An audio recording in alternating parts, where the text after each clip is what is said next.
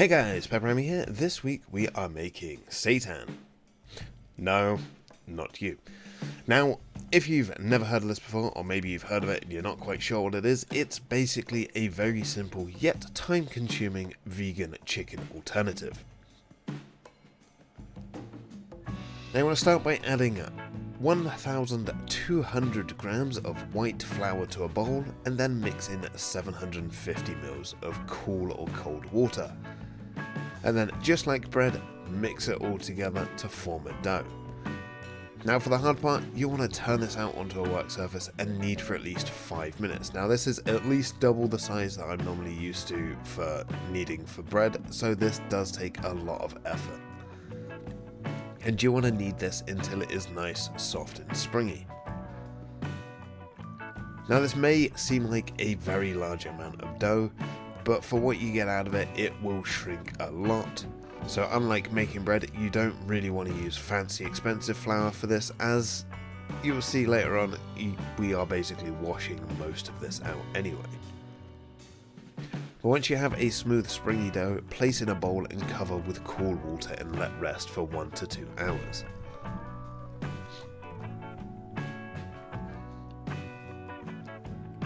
Now for what can be quite a tedious part, we want to wash the dough. You want to start by gently squeezing the dough until the water becomes milky white.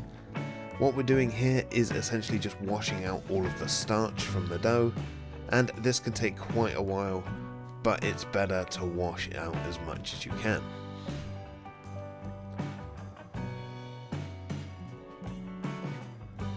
Now through washing the dough, you'll be left with the stringy mass. And this is the gluten that will help your bread hold its shape if you are making an actual loaf of bread.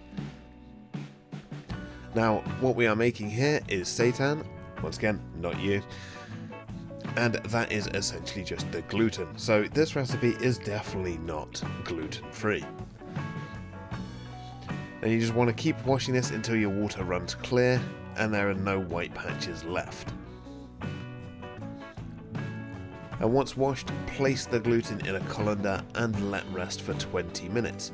Now, if yours is a tangled mess of loose strands, that is fine, it will join up while it is resting and relaxing.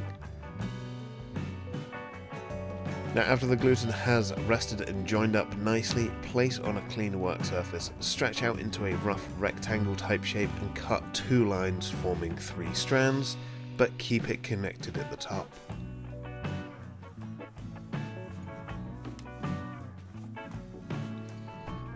Then with your best attempt to braid the strands together, then you want to tie a knot or 2 if you can squeeze 2 in, into the braided gluten. This will give it more texture. The more tangled you can get this, the better, the more it's going to kind of peel away a lot more like chicken. Now to infuse the flavours into the seitan. You want to transfer this to a pot and use a nice quality broth. Now bear in mind, this is very important, what colour your broth is, as that will be what colour your final product will be.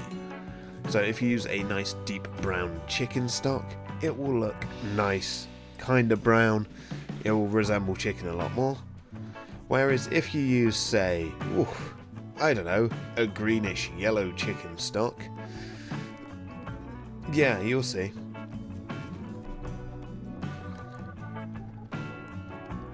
Now you want enough broth to cover the seitan, and then you want to cook it on a simmer for 2 hours and then let rest overnight. Now you want to make sure there's plenty of room in the pot, because just like making bread, this is going to rise up. Then you want to let this rest overnight nice and cool, place it in the fridge once it is cooled down so you don't defrost your entire fridge. Now the resting period is what's going to make this nice and firm and more like chicken. You can just eat it straight out the pot while it's still warm, but it's going to be very soft, squishy and easy to break apart. Whereas if you cool it, it's going to become nice and stringy, just like shredded chicken. Now once rested, you can start to shred it, and this is the point where I realised the stock colour really matters. So this is going to make one interesting thumbnail if I can kind of play with the colour balance just slightly and hope I got it just right. then you can do with this what you want. I added mine to some nice potato and leek soup, but you can use it as a replacement for any shredded chicken. Now, adding it to the soup, the extra starch that was kind of left there, as well as the broth that I used that it was resting in because I didn't want to pour it away, did make a nice thick soup from it.